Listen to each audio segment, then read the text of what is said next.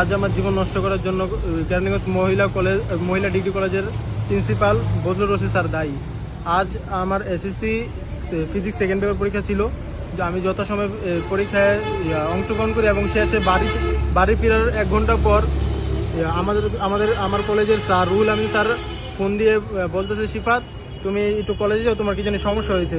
এর মধ্যেই কেরানীগঞ্জ মডেল কলেজের প্রিন্সিপাল বদলুর রশিদ স্যার আমাকে ফোন দিয়ে বলছে যে তুমি কি রেজিস্ট্রেশনে কি করছো, এত কাটাছিড়া করছো কেন, তুমি তাড়াতাড়ি কলেজে আসো। আমি তাড়াতাড়ি আমার এক বন্ধুকে নিয়ে কলেজে যাই।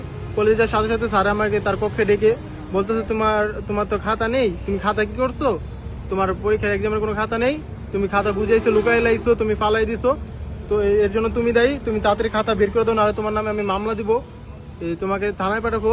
আরো অনেক নানা ভয়ভীতি দেখায়, কিন্তু তারা অনেকক্ষণ আমার কাছে জোর জবরদস্তি করে, কিন্তু কোনো উত্তর পায় না। পরবর্তীতে আমার গার্জিয়ানকে জানায়, পরে গার্জিয়ান আসলে তারা অনেক কথা বলে, তারা তাদের দায়ভার কোনোভাবে নিতে চায় না। তারা সম্পূর্ণটা বলছে যে এর জন্য আমি দায়ী, তারা কোনো দায়ী নয়, আমি খাতা নিয়ে গিয়েছি, আমি তাদের খাতা জমা দেইনি।